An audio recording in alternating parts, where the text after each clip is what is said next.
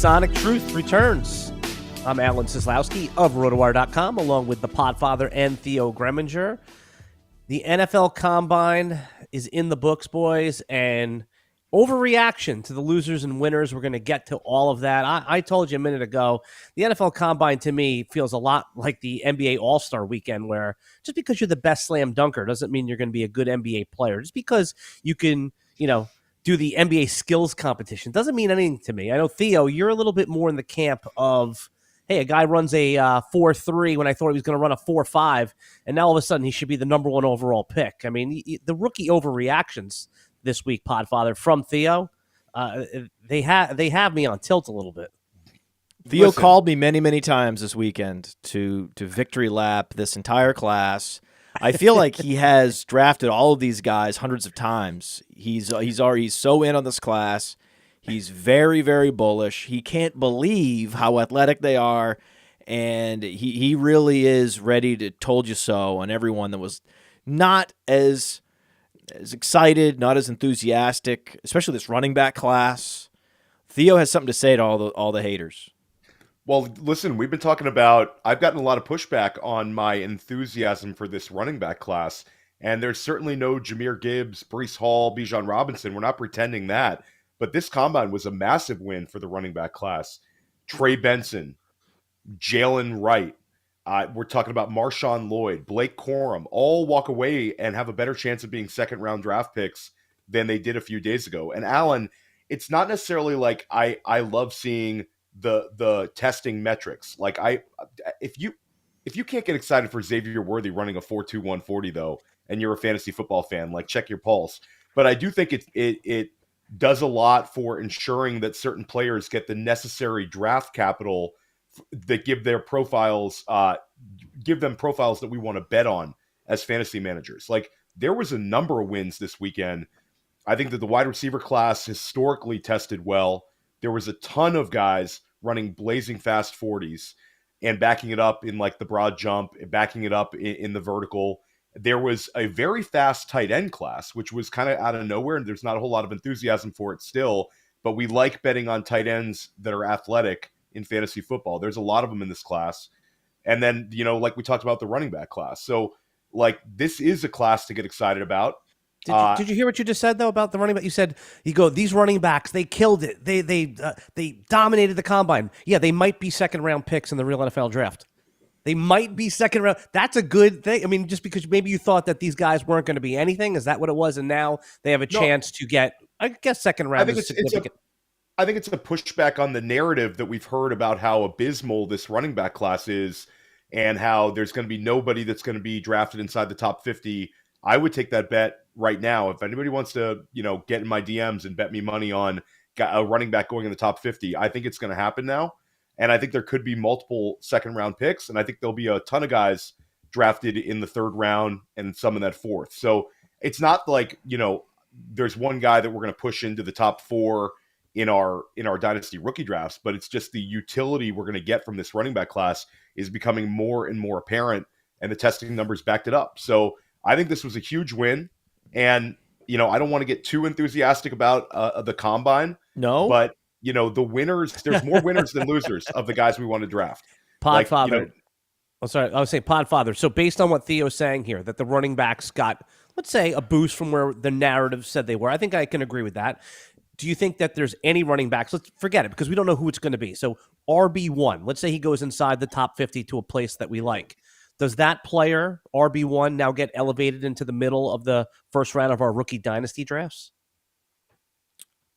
Yes, of course. There's a couple running backs now that are in play for the end of the first round, even in superflex.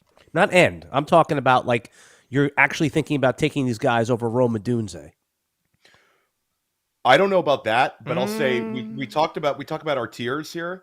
104 in single QB, 105 in single QB can absolutely be a running back if some of these guys land well. There were always going to be running backs in the first round in single QB. Right. And I think the question was in Superflex, how many running backs, if any, were going to go first round in Superflex? There was an argument that, hey, no running back should go in the first round in Superflex a week ago. That's gone. Like, that's not there's going to be at least 2 to 3 running backs drafted in the first round, even in superflex. I'm most excited about Jalen Wright. Right, yeah. Jalen Wright was just the big winner.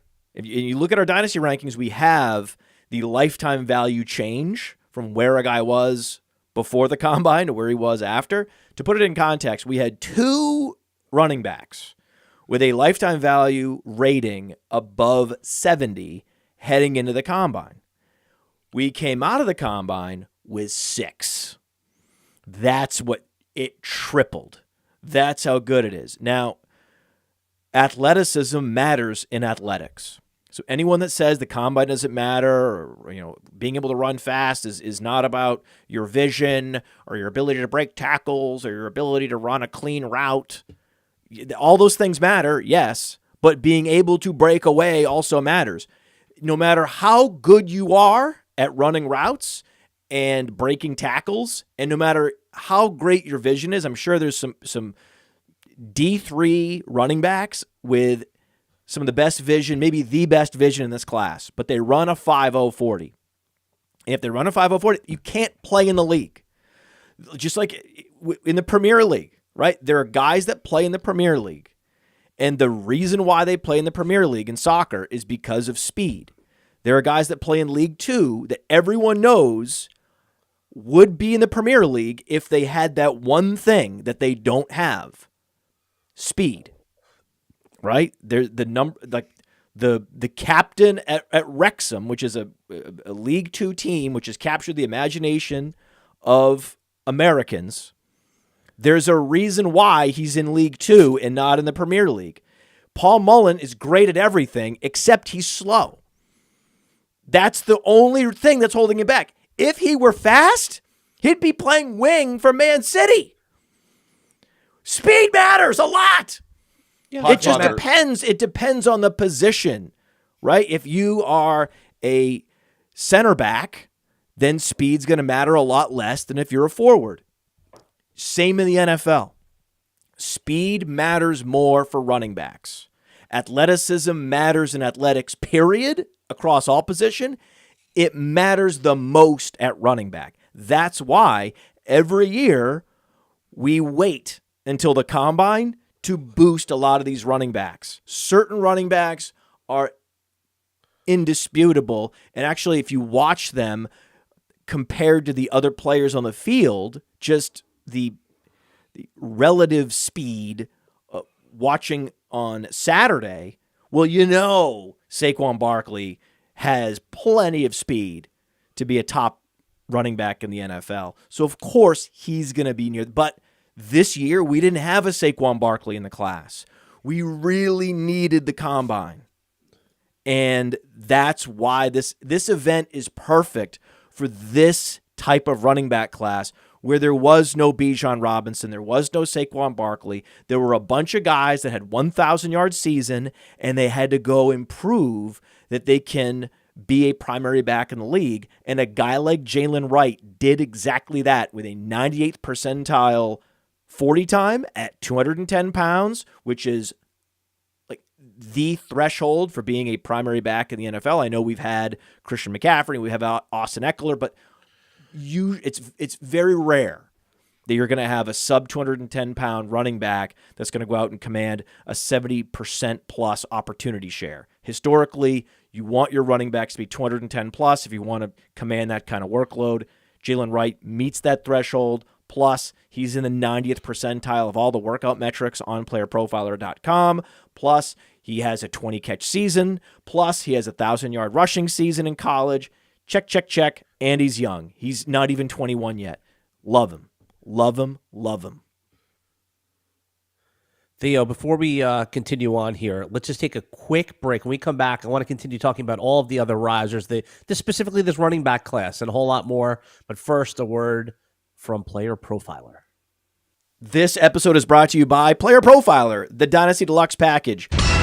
The rankings are the best in the industry. It includes strategy mode where you can say, hey, change the rankings to be win now. Oh, change the rankings to be productive struggle. There's also a draft planner to help strategize where you should take players because the draft planner also includes ADP. There's a trade finder where we look up on My Fantasy League and we see trades that are done, including a particular player. Then there's a trade analyzer where you can plug in draft picks, players, and we assign a lifetime value to draft picks out 5 years. The best thing about our trade analyzer, it can't be gamed with volume. And there's mock draft data to see right now what's the market for player X versus player Y, including in the fall when very few mock drafts are happening. And our Dynasty guide, the Dynasty Dominator, would cost you $10 on Amazon, but you get it for free with Dynasty Deluxe, and you get our rookie guide for free, a $25 value. So you get all of that for $45. I mean, it's a great deal. Welcome back to the Sonic Truth. Alan Seslowsky here with the Podfather and Theo Gremminger. We're looking through Theo Gremminger's list of winners from the Combine. But before that, guys, when you talk about winners versus losers, I just want to hit on this, quote, controversy from the weekend. You know, gotta love the fantasy Twitter, you know, the pearl-clutching Twitter, when we had fellow fantasy analyst Dustin Ludke make his tweet and video about his, quote, controversial question, which was not a controversial question. I'm just curious from you guys. I was not as outraged. But you know what? Let's play it first and come back and analyze it. Here was the question from Dustin asking Caleb Williams, presumed first overall pick, if he was afraid to compete since he wasn't participating. Good morning, everybody. Are you afraid to compete? How do you respond to people saying that you're worried to be compared side by side with your peers in medicals, measurements, and workouts? Are you afraid to be measured against those guys one-on-one? Is that why you're not doing things? No, not doing things. It was a decision by me and my team, my family, and it comes down to that. 5 million and change impressions later, tweet deleted. I was not as outraged as everybody else, guys. I thought it was a fair question, and I've been in those media pits, those scrums. You have to inject yourself if you want to get your question out, because if not, you're going to get swallowed up by the crowd. Matt Kelly, take it away. I don't get it. I wasn't on Twitter much this weekend, so I was. I'll talk about the Mind of Mansion show, the Mind of Mansion monologue. If you get the Mind of Mansion podcast, I will talk about something that happened this weekend with my daughter and I, which was great news. We have great soccer news. We have my daughter's soccer team. We have great news about my daughter's youth soccer coming up. So that I had some priorities this weekend that prevented me from being super online. So imagine my surprise when I watched this video and I'm told that this was a big controversy. That's what I'm saying. It was nothing. It was a big nothing burger. Wait, this tweet got a bunch of views and impressions, and it sounded like a great post. If it did that well, that's all that matters on Twitter is what kind of clout are you going to command from that particular post? What kind of audience you're going to reach from that particular post? Probably he picked up some new followers. Probably maybe lost some followers if they're big Caleb Williams fans and they don't want to see anyone be rude to their favorite player. But otherwise, why? Why was that taken down? Explain this to me. Explain this to me. Well, here you go. I just came back from outer space. My capsule crash landed in my front lawn. I've dusted myself off. I'm now in front of a microphone. Explain why this was controversial. I read through most of the comments, guys, and the biggest outrage was that the biggest knock against Dustin was that he inserted himself into, to shouted out his question before Caleb could even finish his greeting. Who cares? And that he's gave the fantasy community, I'm laughing at that, a bad name because he didn't act professionally. Do these people not know, whoever the outragers were, that this is how new media works? New media, he has nothing. Dustin doesn't represent the fantasy community. He represents himself. Doesn't matter if he worked for a football blog or a fantasy company. The outrage was that he didn't conduct himself in a professional manner by asking the only question that anyone cared about instead of, what's your favorite food or whatever stupid questions they ask that are trying outside of, or what player do you comp yourself to? I hear that question every time. He finally asked a question that that was outside of what the mainstream media would ask, and then people fault him for it. I salute the guy. I thought he took ball. I wouldn't do it myself because I don't want to be that guy. But it took balls, and I respect it. Let's play it again. Let's play it again. Good morning, everybody. Are you afraid to compete? How do you respond to people saying that you're worried to be compared side by side with your peers in medicals, measurements, and workouts? Are you afraid to be measured against those guys one-on-one? Is that why you're not doing things? No, not doing things. It was a decision by me and my team, my family, and it comes down to that. I'll say this. I love the Dynasty Warzone, and I see Randy in the chat, and I understand that Randy's going to be podcasting with Alan on Thursday or something this week, right, Alan? Theo never misses a good opportunity to promote, but yes, he is. Okay, so the Dynasty Warzone, which you can catch on Sunday evenings right here on Player Profiler YouTube, Randy had a great point that linking, like, Alan, you make a good point that everybody's kind of their own person. Yeah. I don't think there would have been as much outrage if this was a reporter from XYZ football site that was not fantasy. I think people love pointing out that this is a fantasy football analyst. And Randy makes a great point that our own Cody Carpenter ended up asking a question last year, or maybe it was the year before, that ended up on the Pat McAfee show.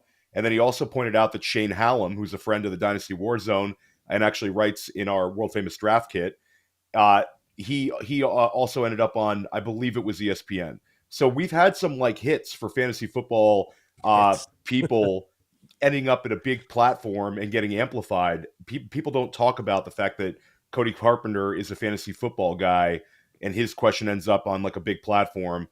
Then they love to pile on when somebody asks a question out of turn. My thing is, it's not so much the question. I don't like. I would have been a little bit annoyed if it was one of our people, Player Profiler, kind of yelling at a guy before he got a chance to say something at his press conference. That's just the way I handle myself. I wouldn't have yelled before the guy had a chance to say, "Hey, happy to be here." Theo, the guy walked up to the podium. They do that with a president, right? That's how they get the president to answer questions. They're always. That's why they call it a media scrum. It's not called a media tea service. It's called a media scrum. Last time I checked, Caleb Williams is not the head of state. Last time I checked, Caleb Williams throws a leather ball and runs around for a living. So this person is so untouchable and sacrosanct in our society that he can't be asked why he's not participating in an event that everyone else is participating in. Now, we know the answer. It's self-evident to those of us that are in the industry that he's protecting his 101. The last thing he wants to do is get injured or perform in any way that would lead anyone, any scout or general manager, to question his value as the first pick overall. We know that. But I put this video in front of my wife, and I said, "Hey, by the way, can you just give me your reflex response when I play this video for you? Because this is very controversial. Apparently, this is the most controversial thing that happened at the Combine." And she watched it, and she goes, "If that's the most controversial thing that happened at the Combine, it must not have been very exciting." Why did they ask him that? I'm like, because he was the only one that didn't participate in any athletic drills whatsoever, or one of the only ones. And she's like, "Well, why didn't he?" That's a good question. I would have liked to know the same thing. Maybe he is nervous. Well, we know why. And I'm like, "But you don't understand. Like, you're not in it." And she's like, "Well, isn't that the whole reason to have media there so that you can make your sport more accessible and that people like me can understand why he's not participating?" He didn't exactly get into it. He said, "My team and I made a decision," right? So she's like, "Okay, so his team and I made a strategic decision not to compete at this particular event, maybe do more at the pro day." And I said, "This is a standard thing that happens." And then she understood it. So now all of a sudden, because this question was asked, someone who's not a hardcore fan of the sport is now more engaged with the sport. So Dustin Lupke or whoever, I've never heard of this guy. I don't know who he is. He did a great job. He elevated his profile, and to turn around and delete it, that is was the worst thing. That was the bad There's move. nothing that he did wrong except he was rude to a professional athlete. Who's about to go to and have $1 billion+ franchise on his back. If he can't handle a difficult question from a fantasy gamer about his lack of participation at the combine, the types of questions he's going to get asked about losses and about the impact to 53 teammates and coaches on decisions he made on the football field, they're going to impact all of their livelihoods. Those are much more important and much more difficult questions to answer than what he got at the combine. So he should look at this as an opportunity to prepare. Hey, and not point fingers at a guy and say, "Hey, you were uncouth. This is a what are we, debutantes? These are football players. These guys bleed any given play." There was one center or guard at one point. There was a story about a guy shitting his pants. I think there was I think Bill Belichick told the story of one of his offensive linemen couldn't leave the field because they were getting back on the field and he had to take a shit so bad he shit his pants, and he played with shit in his pants the entire game. That's a thing that happened on the Patriots, and this is a guy that we can't offend by interrupting his greeting to sports reporters. What the hell are we talking about? So he should have slept on it, taken a step back, called me, right? Dustin, call me next time. I'll tell you what to do. You can't delete that stuff. You got to keep it up. That was the worst thing. The worst thing about the controversy was him deleting it. See, now he appeases nobody, right? Right.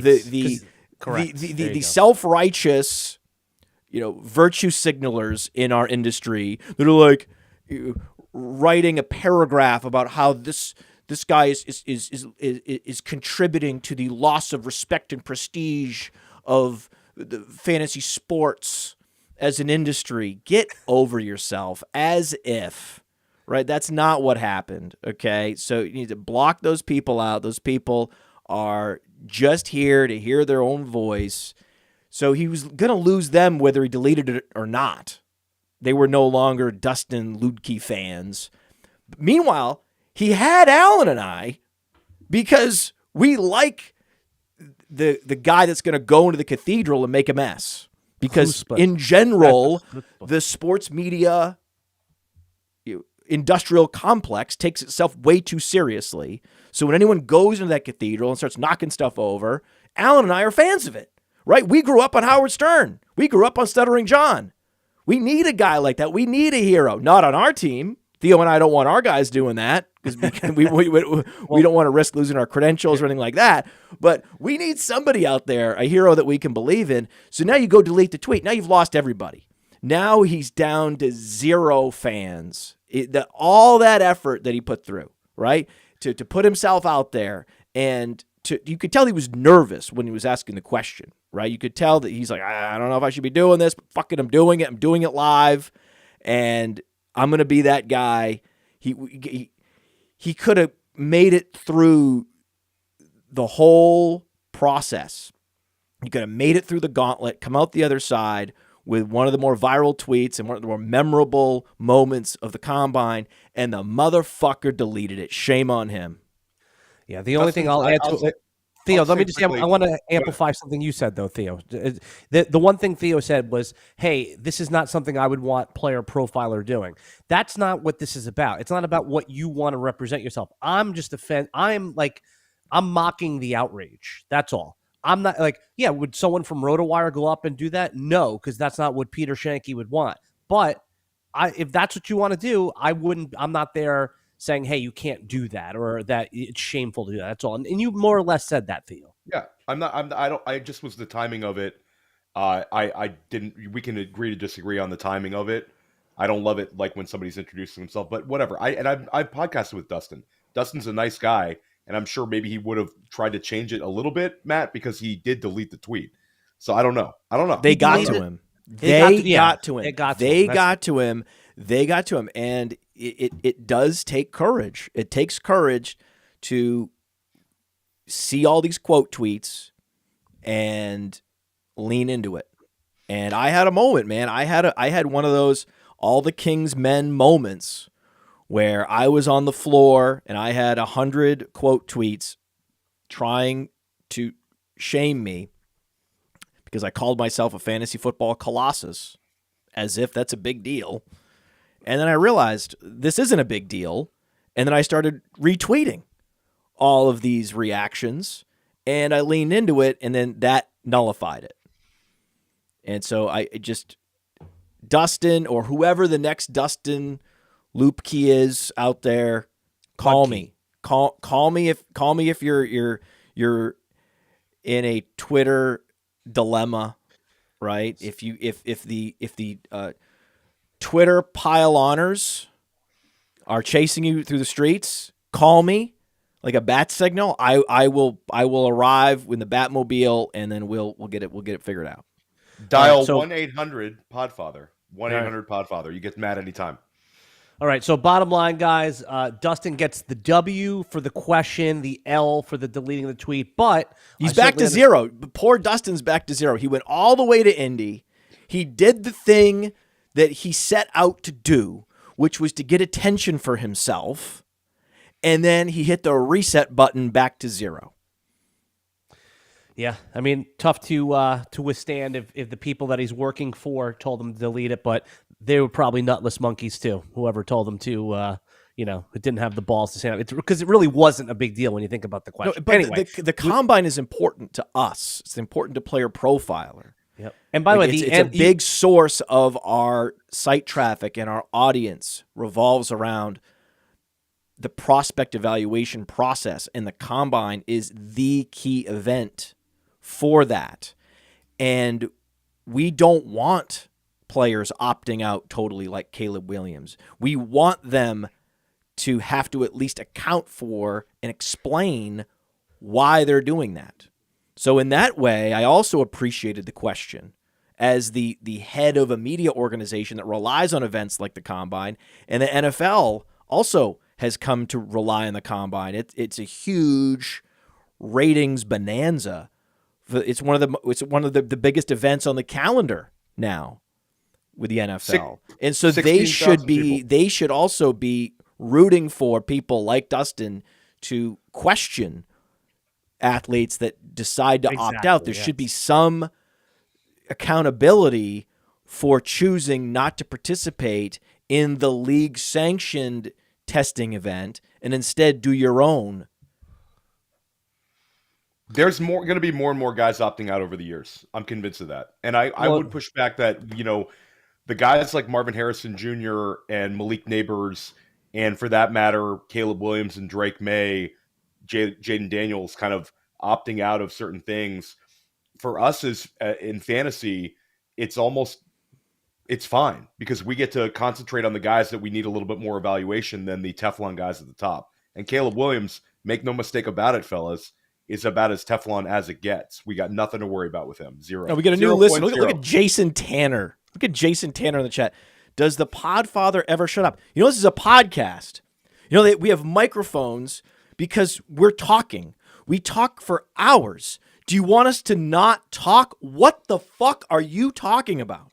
We have microphones and cameras so that we can talk on the internet. See, that's what happens. And then the sound of our voice, it goes out. And our thoughts on any particular player or phenomenon in the NFL go out on the internet. And then you can pull up your device and you can go to YouTube or any streaming service, your podcast catcher, and you can go ahead and play that show. And then you can listen to people talking. That's what this is. So there's a very easy way. If you don't like the sound of my voice or what I'm saying, if you disagree, and you think that Dustin should be ashamed, you should have never asked that question, and you think that Caleb Williams needs to be held in an esteem higher than the president, then fine. Disagree, put it in the comment as you have, and then shut the show off and unsubscribe and never come back.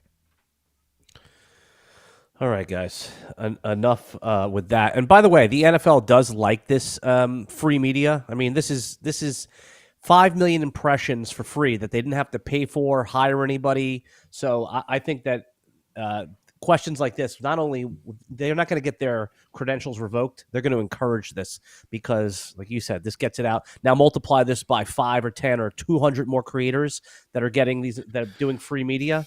I think that the NFL loves this kind of stuff. All right, Theo, main topic of the show here was our combine winners and losers. You wrote this great article, which I'm piecing through right now. So we're going to get back to the running backs if you want, Alan. That's what I'm doing here. So Jalen Wright. Hold on a second. I'm in the middle of setting you up here. And then thank you. Yeah. Let me you see what happens, everybody? You see what happens when I don't talk? You see what happens? I mean, that was Jason crazy, Tanner. right? You see what happens? These guys stumble all around, and they fuck it up, and they talk over each other, and we can't get the show off the ground. That's what happens when I'm not talking. Continue. I mean, right? Was I not in the middle of setting this up for you, Theo? And you ran my no. This is what Jason Tanner wants. Jason Tanner wants you guys to stumble over each other, and what is like a 2-man potato sack race. As we were saying, Theo's fantastic article that's on Player Profiler, and you wrote about the running back specifically, Theo, and I like what you wrote here about Trey Benson, the running back out of Florida State. He was the big man, 216 pound, that blazed with a 4.39. Is he now in contention, or is he the favorite to be the first RB drafted in the real NFL draft, in your opinion? So I think he's the one that most people are going to gravitate towards when they're ranking their RB1 overall in this class. There's a lot to like about him. He's 216 pounds, runs a 4.39 40. This was a guy that, ran for over 200 yards in a game at Florida State. First one to do that since Dalvin Cook. And we talk about Dalvin Cook, Cam Akers, second-round picks. Trey Benson probably becomes the next Florida State second-round draft pick. But at the end of the day, I do think that there's a chance that we like him. We like Jalen Wright. There's a lot of Jonathan Brooks love out there.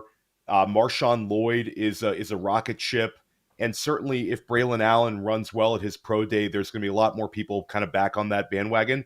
But I do think when it comes down to it, there's a chance that Blake Corum is the first running back selected by NFL teams. Because this is a guy who runs a 4.53.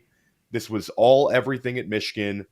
This is the sort of running back that I think that NFL teams are going to really like internally. He scored a ton of touchdowns at Michigan. He's got a solid frame.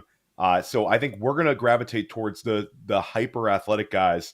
But Blake Corum was athletic enough to back up his profile. So I really do think running back 1 off the board is very much up in the air, Alan. But I do think the money is probably on Trey Benson at this point. There's one wild card with Trey Benson. Trey Benson, most people think it's completely alleviated based on his athletic testing numbers, but this is a guy that about 4 years ago at Oregon had some pretty serious lower body injuries. So we never know about how these physicals are going to turn out if there's anything sort of lingering with Trey Benson. That's the one wild card. But other than that, listen, talk about 4.39 40 at 216 pounds. You're talking about a very similar profile to Breece Hall, a very similar profile to Ken Walker athletically. Both those guys go in the second round. You're talking about a speed score that's 115 plus. A lot of those guys end up in the second round. Jonathan Taylor, 10 pounds heavier, but a very similar 40 time. He's right in that wheelhouse for the profile that we really want to bet on as fantasy managers. I think Trey Benson really, really helped himself out for sure. And there's the other sort of latent benefit of athleticism is that it gives you draft capital. Yeah. They're tied together, right? So with John Ross and with these, these players that rose up into the first round based on how they performed at the combine, the act of getting drafted in the first round also is a metric that helps to increase the probability of a breakout. You want guys getting drafted early, first, second round, because that means more opportunities in the NFL. And the more opportunities you get in the NFL, the more chances you have to break a long run, to demonstrate efficiency, to earn more touches, and the whole thing snowballs. One item I want to mention is the predictive quality of running back metrics. And the reason I like Blake Corum is because of that incredible agility score. He actually participated in the agility drills as opposed to the explosion drills, which I love to see. There's so many players now, we're talking about opting out of workouts. The workouts that these guys are opting out of more than any are the 3-cone and the shuttle, because what they care about is footing and footwork and being able to grip the turf. They feel much more comfortable getting their shoes right and getting the turf right at their own school, their own programs. That's why they want to do the 3-cone on their pro day, not somewhere they've never worked out before. Right? But he said, you know what? Fuck it, we'll do it live. I love that. I love that so much, where Jamar Chase did that. That was the thing. It shivers down my spine, man. When I saw Jamar Chase participate in all the drills, he didn't have to do anything. He was the Caleb Williams of wide receivers. He had to do nothing at the combine, and he did everything. Right? That, to me, just was so indicative that this guy was a can't-miss prospect. So for Blake Corum to go in, knowing he's 3,500 plus yards, a national champion, he had scouts that appreciate him already, and it still goes out and runs a sub 11.0 agility score. If you go to Player Profiler, you go to get data analysis, and you go and sort by all the running back agility scores, you're going to see a bunch of guys like a Le'Veon Bell where they weren't necessarily explosive, but what do they have? They had that ability to move laterally very quickly, right? So that's part of the quick twitch is the lateral movement in the hole, lateral movement to get outside the tackle.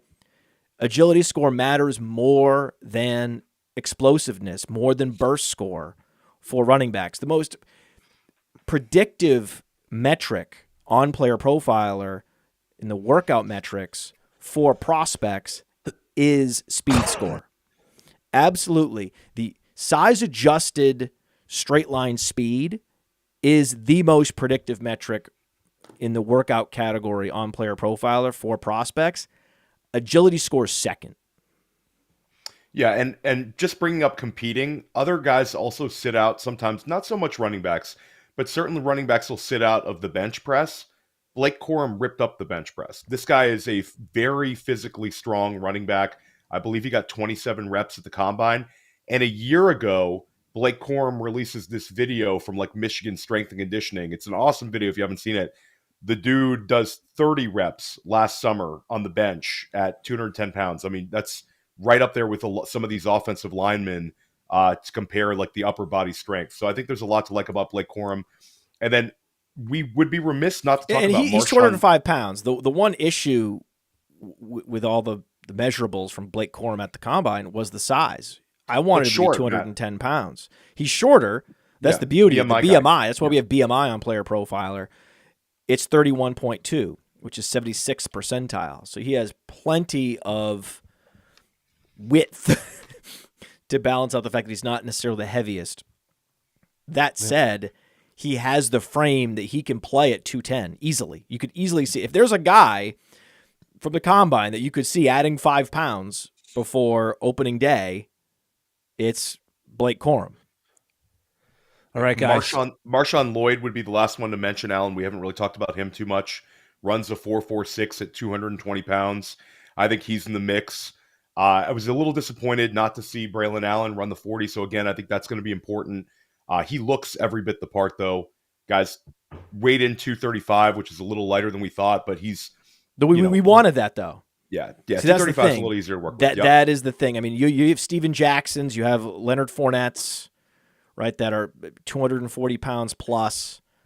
But that's not what you're looking for, right? That's not you want in that 210 to 230 pound band. He's still, I think, oversized, but that was one of the weigh-ins I was looking at closely, and Braylon Allen, that was a win for him to come in at 235. All right, guys. I think that a lot of those players that we're talking about here are going to be guys that we take in the late, middle, second round of our rookie drafts, but they're still the most impactful. The picks that cause fantasy managers the most stress are those picks right in the middle of the first round, right? Because we all know, we argued last week, big 6 or big 7. Theo, you're going to like this one. We were arguing if Rome Odunze should be part of tier 1. I've come around. Say it, Alan. I've come around. There you go. There you go. You had me thinking about it, but I think what we saw from Rome Odunze clearly solidifies him as you're happy to have pick 7, right? Whatever happens there, happens You're there. And thrilled. we can argue maybe pick 8 of J.J. McCarthy, but when you take McCarthy, it's still a little sketchy, right? QB4 is going to be sketchy in any quarterback class. So Rome Odunze, did he do enough? He's not going to overtake Marvin Harrison, but would you be surprised, guys, if he goes off the board before Malik Neighbors? No, I think that's in play. I think they're all going to go in the top 10, but Rome Odunze 6'3", 212. So we had a number of wide receivers that we always find out they're shorter, either at the Senior Bowl or the Combine. Xavier Legette was shorter. Adonai Mitchell was fantastic at the Combine, but he was 6'2" and not 6'4". Rome Odunze was 6'3", 212 pounds, and he runs a 4.45. Like, with a 39-inch vertical, Rome Odunze had more fantasy points per game than any single wide receiver in college football last year. So this is a mega producer that is also a mega athlete, and he's going to get top 10, top 12 draft capital. He is a can't-miss guy, and this is I discussed this with Ian Miller. Whoa. Can't miss, man. Whoa, can you? I mean, he's not Jamar Chase. Come on. Right. Well, that's Mel Kiper's comparison for him right now is Jamar Chase. Jamar Chase is Mel Kiper. Can't miss. Will not miss. You know how many misses Mel Kiper has? A lot. But listen, Rome Odunze, it's very hard to kind of poke holes in his game. And I would argue, Alan, that you have to go back many years to find a wide receiver 3 in the class that you're as excited about. I think you have to go back certainly to the CeeDee Lamb, Justin Jefferson class 2020 to find a wide receiver 3 in the class that we feel is excited about. You could make an argument that the Drake London, Garrett Wilson, Chris Olave class gave you the big 3 wide receivers there. But Matt, when we look at that class also had the high draft capital for all 3 of them. I think that the writing's on the wall. Odunze is going to be right there. And Alan, it absolutely is a top 7. It's super, super exciting for Superflex managers holding the 108 now, because you're going to get either Odunze falling to you there, or you're going to get, your pick of QB4, I told you guys this was going to happen. I mean, literally last week, I told you this was going to happen. You're like, well, I don't know about the 107. Oh, the 108. Oh, the 109. These are the picks I want. Pre-combine? Oh, my God. And then after the draft, you're going to have a couple of guys that go earlier than expected. And all of a sudden, now the 110. Now I love the 111. Well, you want a first-round pick, man. That's what you want. And that's what's so nice about having a handful of running backs, especially exceeding expectations at the Combine, is now they leak into the second round. It was possible, unlikely, but it was possible, conceivable, that we weren't going to have any second-round picks, that all the running backs were going to go third round in the NFL draft. Now we know there's going to be at least 3 go in the second round. This is great. This is great. Yeah. Now it's possible that we have how many wide receivers drafted in the top 10? At least 3. At least 3. And your wild card, Matt, and I'm happy that you said top 10, because Xavier Worthy's performance, he's a first round pick, but you start seeing these general managers absolutely falling in love with the speed. You referenced John Ross, and it's a terrible comparison, these people saying Xavier Worthy is John Ross. John Ross did absolutely nothing in college until his 3rd season in college, and then he had this massive year kind of out of nowhere. Xavier Worthy set the Texas Longhorns record for freshman productivity. He's 4th all time in touchdown catches for Texas now. He's still only 20 years old, so he was doing this at 18 for Texas. Like exactly what we want to see out of wide receivers, getting that early college production. But Matt, I'm glad you brought up top 10, because like everybody thinks Xavier Worthy is going to be in play for like that, the fail-safe, the Buffalo, Baltimore, Kansas City end of the first round. It's not happening. Someone's going to take him inside the top 20 with this speed. Somebody's going to fall in love. There's no chance that the Dallas Cowboys would pass up on him if he's there at 25. And I think more likely, like Matt said, is somebody, finds a way to trade up and get him. It's going to be some out-of-nowhere team that cannot pass up the fact that he's a 4.2 140 with the production, with the vertical leap. This is a next-level type athlete. And they're going to say, you know what?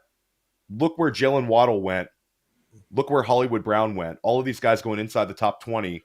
I think, top 15 for Xavier Worthy is absolutely in play. Worthy went from being basically, like you said, the end of the first round guy to someone that you're going to have to trade up to get at this point. Yeah, absolutely.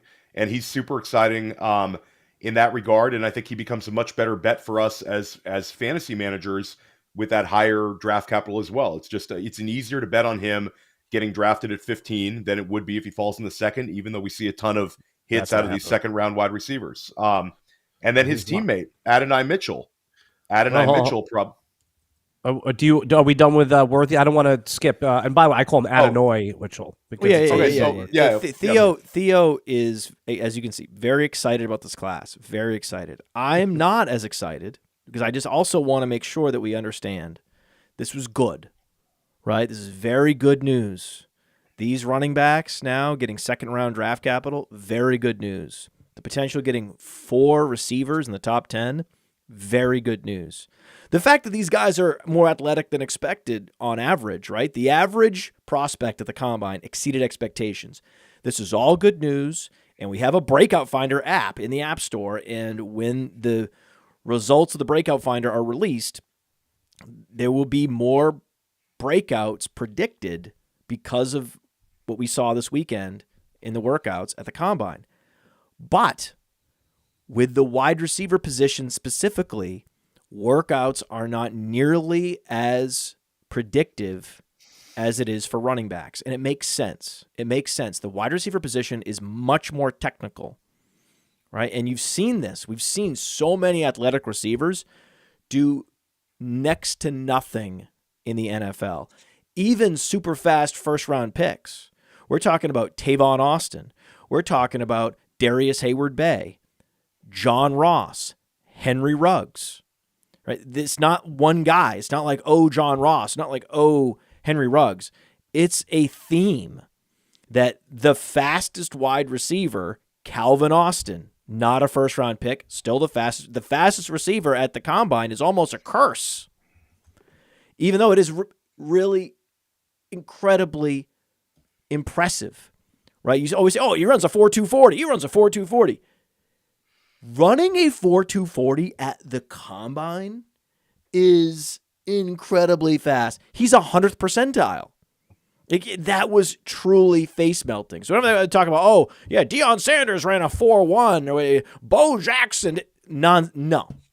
That's mythology. This is real.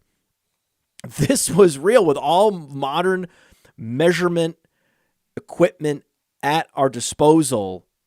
The dude ran a straight-up 4.2, and that should be celebrated. But if you're that general manager in the NFL that is going to scratch this guy off at the beginning of the second round and boost him up to like the 10th player on your board, you're doing it wrong. Yeah, especially, again, I know the NFL likes smaller receivers, but 165 pounds, man, he's got to be, I hate to use the word, but he does have to be an outlier, right? I mean, we're going to see. What do you mean hate to use the word? You know, there's Tutu Atwell. There's so many of these super small receivers that was the reason why they never fired in the NFL, that they're just too small.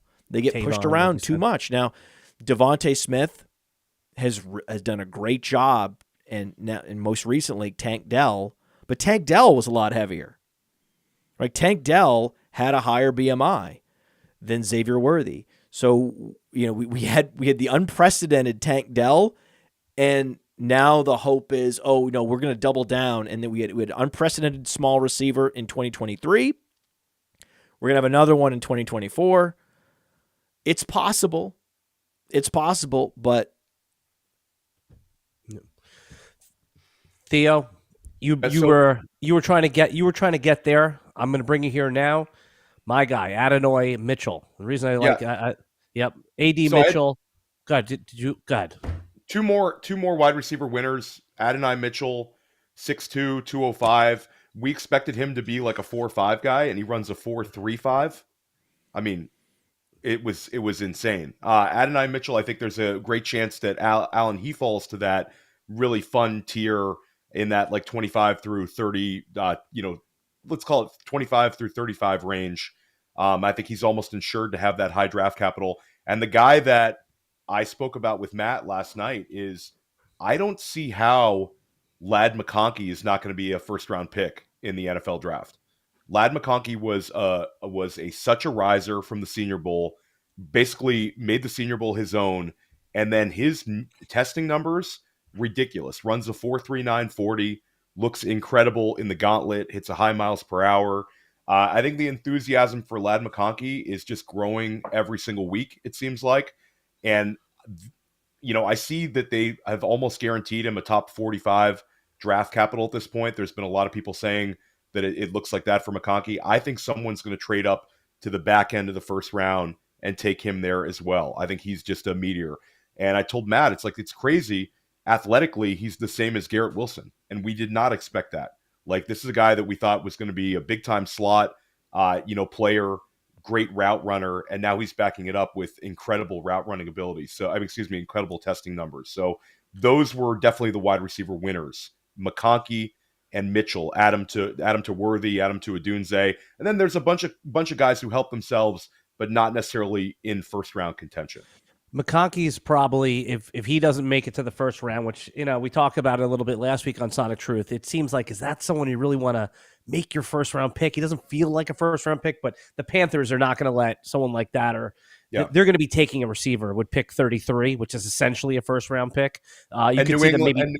New England at pick 34, Alan, back to back. Those two are like the cleanup and for wide receiver. In fact, you might see the Panthers trade up one pick. Kansas City could trade down. You get that fifth-year option on a wide receiver. It's very valuable. And a lot of times in the NFL draft, we see team pick 32 trade back a couple spots just because somebody values that. If you can pick up an extra fourth-round pick to move back one spot, there is value in something like that.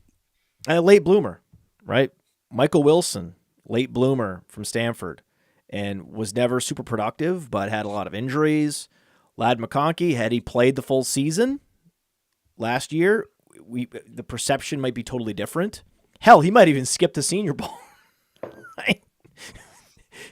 So now we get a guy, he's like the polar opposite of Blake Corum, right? Where Blake Corum, just this monster producer year in, year out. He's not a monster producer, but he did enough. And he did enough in the face of high-level competition at Georgia, and the testing was a big deal with him. He didn't have a high recruit rating coming out. It was only a 3-star prospect coming to Georgia. It would make sense that he would have to work his way up, that he would have to be the Tom Brady of wide receivers, and he wouldn't get that opportunity right away, and they would constantly be doubted and swapped out. But all he does is produce the yards per reception, climbing. Right? Climbing up to like a 16.0 yards per reception in his final year. Well, you can't do that. You can't post a 16.0 yards per reception in college without speed. Right? And so he comes in, hey, I run a 4.4. Eat it. Right? I have an above average burst score. Eat it. Now, he didn't do the agility drills. Rome Odunze did. But he went to the Senior Bowl, showed out at the Senior Bowl, and we see this from, Deebo Samuel to Cooper Kupp, last year Tank Dell. If you are the MVP of the Senior Bowl, with the one great exception of Denzel Mims, the exception that proves the rule, and then you go and you excel at the combine. This guy, this is very, very Tank Dell. He's Tank Dell without the production. Guys, Michael Penix, Mr. 10 measures in at 10.5 inches, right? Hand size, that is. Size, everyone. Yeah. You remember my nickname for him was 12-inch before this, right? So now we're going to call him 10.5 inches. How perfect is it? How happy am I How happy am I, Alan? How happy am I that the player that I was, the other player other than Rome Odunze that I intentionally mispronounce, Michael You stole Penix, my joke. You stole my joke. Michael Penix, wait, I stole your joke? You stole my joke. I said it to you on the air. I said Penix, and then you stole it. But by the way, you can have the joke. But You think I'm a joke stealer? You did the what was the guy's name that stole Joe Rogan's joke? Carlos Mencia. You think I'm the Carlos Mencia of Dynasty podcast? What? Stole my joke right from me. But then again, I did steal it from somebody else. So I stole it from my colleague Chris List. So This is like a Curb Your Enthusiasm episode. No. See, here's the thing. Theo interfaces with me well beyond this show. Okay? Theo knows I was joking around about this on a rankings meeting before we ever had our show, and I never heard anyone from RotoWire call him Michael Penix. Theo, Theo has my. I know Theo will cape up for me on this. No, he did make the joke. I think a lot of people have made this joke about Michael Penix. I don't think it's just you guys. It's a natural joke. You know, it's a big joke. I thought for sure I was unique with this. It's a very big joke. It pops up every once in a while. This joke. Yeah. So anyway, Michael Penix was a winner. This was a winner. Because we got to get to it. There's too much we got to go over. But Penix is interesting because we've seen. No, it's Penix. It's Penix. It's Penix. Now you got me saying it wrong, Michael Penix. This was like a little bit of a roller coaster ride because there was a time when we had Washington beating Oregon in the Pac-12 championship, having their run into the college football playoff, where people thought this guy could be a top 10 pick. And it's sort of been the J.J. McCarthy enthusiasm has sort of replaced, Penix. And now you get, him going to the Senior Bowl, and it wasn't a bad one, but it wasn't like a slam dunk one. But now I think he's back in the mix for end of the first round, certainly the beginning of the second round. I think he's right there. There's people, that are saying Tampa Bay. There's a couple of those teams right at the end of the first, and some teams that could trade up to the end of the first, early second. The Will Levis zone, where he's going to be very, very appealing. This guy has ridiculous measurables, the wingspan, very the funny, arm length, very funny, the hand size. But then he also looked probably better than any quarterback at the combine in the passing drills. Theo, he was lighting it up. We've talked about this on this podcast, but do you think that if the New England Patriots or any team picking maybe even two, probably three, doesn't want QB3, that they could take a position player like a Marvin Harrison ahead of their expected ADP and then take a quarterback in the second round like Penix or like Bo Nix or, even Milton, who is probably more of like a fourth round pick? I know you're using the Milton's a fun one to talk about. I was talking to Matt about Milton last night. I don't know if people are going to bet their future on Joe Milton, but he's definitely an intriguing one for fantasy purposes if he ever can get it together because of the measurables. But I don't know what the Patriots are going to do. I know you're talking about them in like a royal sense, like a team like the Patriots. They're the most confusing team right now. There's reports that maybe they're considering McCarthy over Daniels, which I think is nuts. And then there's the idea that they could, again, make a pivot play. Apparently Baker Mayfield, they're going to make a strong push for Baker Mayfield. There's some people who think that. So I don't know what they're going to do. I know they're going to draft a really good player at 3. I don't think New England's going to trade down. I think they're going to take somebody there. But I would bet at the end of the day, this could be a smokescreen and they just take Jaden Daniels. But maybe they view Marvin Harrison Jr. as this guy that's so good that they're willing to, risk it despite all of these quarterback stops. So I don't know what New England's going to do. It's definitely a weird team to try to gauge. Trade for Fields? I don't know what's going to happen with Fields either. This one's weird too, guys, because we thought, we saw the rumors that the trade to Atlanta was going to go down like ASAP. And now there's reports saying that Atlanta is going to make their push for Cousins and Makes Fields sense, would be the guy they fall back on. But Cousins is the one they want the most, which, yeah, I completely agree with you. We talked about this on the Sonic Truth podcast about how Kirk Cousins going to Atlanta would be this just massive win for them with Drake London and Bijan Robinson and certainly Kyle Pitts. So I don't know. There's a lot of – it's going to be a fun offseason for us. I know that because I know there's some indecision with this. Drake London would be a end of the first round pick and redraft if Kirk Cousins is healthy and goes there. I mean, that's how bullish I'm sure we would all be. God. Hey, guys, you better go trade for Drake London just in case that happens. Yep. Yeah. Yeah. Hey, Podfather, listen, if I'm the Patriots, I'm trading down. We have a major rebuild ahead of us. We have no skill position talent whatsoever. We need to rebuild the offensive line. We need more playmakers on defense. Now is not the time to draft a quarterback. You want to bring the quarterback in at the end. Once you have the rebuild complete, you bring the quarterback in as the final antenna on top of the tower. Drafting a quarterback here would be bad team building.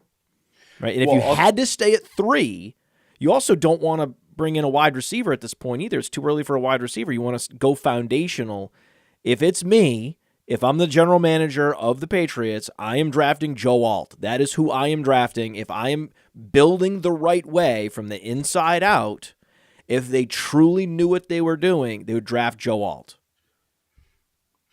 Well, I'll push back that quarterback. It's easy to kind of like pass up on quarterback and say we'll do it next year or the following year. But I think that the best quarterback in the 2025 class is in this draft. J.J. McCarthy comes into the league a year early, 20 years old. Would have been better for him to go. I mean, in terms of his chances of being the number 1 overall pick, I think if he would have gone back to Michigan, had one more season there to kind of show off, he would have maybe been the number 1 pick in the 2025 draft. That's because there's a big kind of drop off when you look at these guys like Quinn Ewers and try to compare him to guys like Caleb Williams and Drake May. Isn't what's his name going to be the 25 number 1 overall pick? Shedeur Sanders. Shedeur Sanders, I like a lot, but I don't think so. I think Shedeur Sanders could be the number 1 pick in the draft, but I don't think it's as much of a slam dunk that he's the number 1 pick. I don't think that there's like universal love for him. I think he's for sure a top 10 pick, but I don't know about that. It's acquired. Exactly. So I don't know, Matt. I think at the end of the day, the counter argument would be you rarely get top 5 picks. You rarely get access to this sort of level of quarterback that even if you're not 100% on them, like you would a Joe Alt or a Marvin Harrison Jr., you take the chance on a potential franchise-altering guy. And also, we all thought Houston was a dumpster fire last year, right? And then C.J. Stroud goes in there and blows it up. I mean, you put in the right quarterback. Let's say Drake May or Jaden Daniels ends up being, an elite prospect, elite quarterback. Now all of a sudden, you bring in a couple free agents, and New England wins 9 or 10 games. No. So Bill Belichick's not the optimal move. Yeah. That is not the optimal move. The best rebuild of the last 10 years is which team? The Lions. What did they do? Yes. No, but who's their quarterback? Did they draft? No, Jared Goff. They got a distressed asset, former number 1 overall pick. This is a good point regarding Jared Goff. Very good point. I'm not saying Matt's method doesn't work, but the other methods can work too. But yeah, if you want to do it long term in the right way, that is the way to do it. But there is no, Alan, I don't know. I want to do it short term the wrong way. Well, short term, I'm saying what are you talking about? This is we're talking. This is apart from fantasy. This is a how to build a successful NFL franchise. I'm giving you the blueprint. You don't have to read it. You can tear it up. You can burn it in the fireplace, but it is the way to go. The 28-year-old Baker Mayfield is Jared Goff part 2 if he signs with New England. Yeah. Bring in a quarterback and let him throw to. No Sam Darnold. No one's taking Sam Darnold as their starter. Demario Douglas for 3 years and see what happens. See how quickly you break him. We've seen this story play out time and time again. You need to surround your young quarterback with pass protection and weapons first, and then you ask him to go out there and do it on his own in year 1. There is irreparable harm that is done to that quarterback. Every quarterback that comes into the league is in some way a developmental asset. You have to remember that.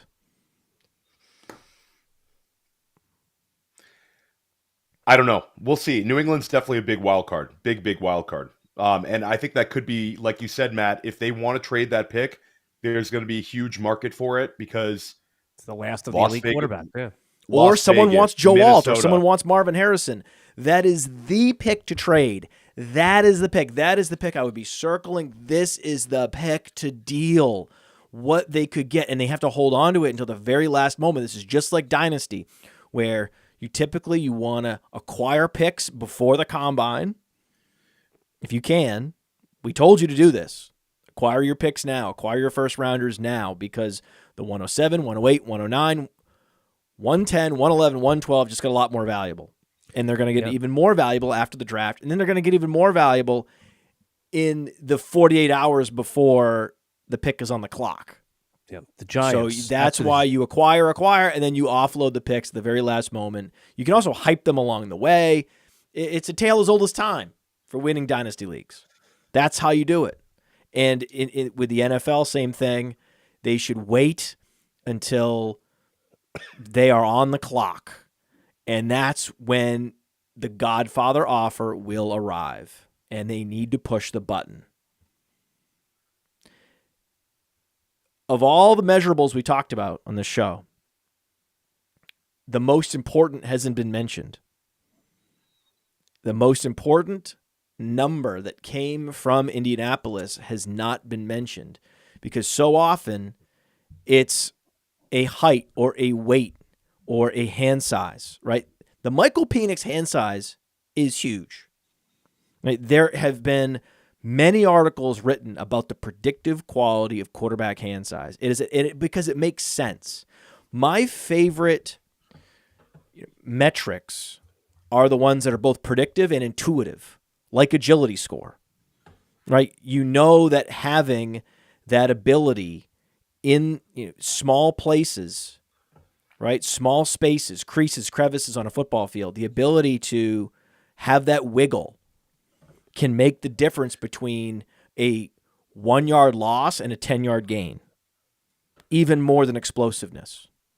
Like, that is intuitive to me, right? Hand size for a quarterback matters. The ability to get your hand all the way around the football, especially in bad conditions, when it's raining, when it's snowing, it helps you spin the football. It helps you control the football and cut through the wind. It absolutely helps. It's beyond dispute at this point. And the other key data point that is beyond dispute is tight end size. Tight end size. We've seen so many of these athletic tight ends that were productive in a versatile Swiss Army role in the NFL go, in college, go to the NFL and produce squat. Right? And in the last show, what was I worried about? The number I was most worried about was a weight coming in sub 240 pounds for Brock Bowers. So when I saw him be well above 240, that was the most critical data point from the combine. That made me feel so much better about drafting him in all formats. If he weighed in at 235, then his probability collapses of becoming, a stud player in the NFL. If he's 245 with the ability to add another 5 pounds, now there's no concerns. It goes from a major concern to no concerns. And there's no other data point we collected at the combine that was that powerful. Greatest tight end of all time, Brock Bowers. But no, in all seriousness, no, this is like the new archetype. Sam Laporta, Trey McBride, Dalton Kincaid, Brock Bowers, almost all are 245 pounds. Evan Engram, who last year was targeted 143 times in today's NFL, is about 240. So, I think the tight end position, you're always going to see the big physical, beast tight ends that are going to have success. But in terms of the guys that we can project to get like 120 targets and be, high-end fantasy producers, you're going to see more and more of these like 6'4", 245-pound guys. It seems like it's the future for fantasy football. And Brock Bowers, I completely agree with you, Matt. This is like the one concern alleviated. We're going to see him run at Georgia's Pro Day. He is fast. There's like no mistake about it. I'm not going to say he's going to be a 4.4 guy, but this is not going to be a slow guy. You can just tell by the tape. And for him to get that sort of weight and the draft capital, we want Brock Bowers. Where we have him on Player Profiler for our Dynasty rankings, I think is absolutely correct.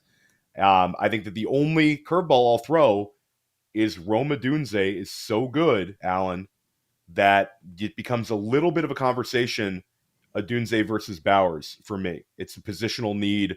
It's your league scoring format, because I think both those guys are pretty much locked in after the weekend they both had. I love that Odunze ran in all the drills. That was as important to me and what it tells me about his work ethic and his give a shit as any of the numbers themselves.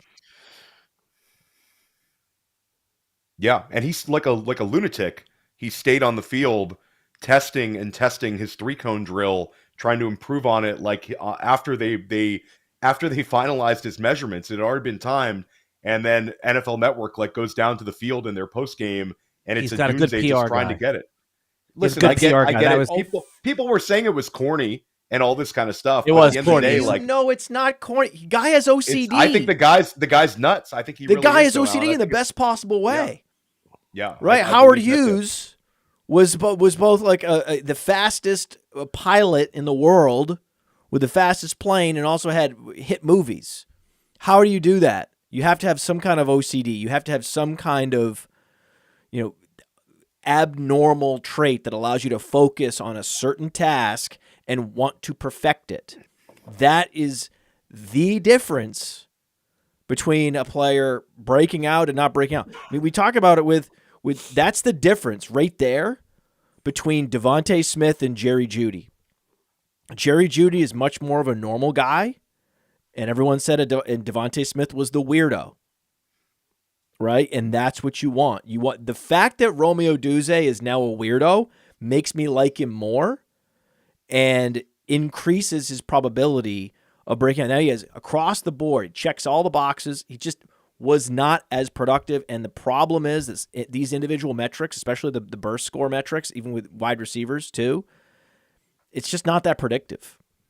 Yeah. Right? So if you take a step back and we look at, hey, was this combine, rankings altering for Rome Odunze?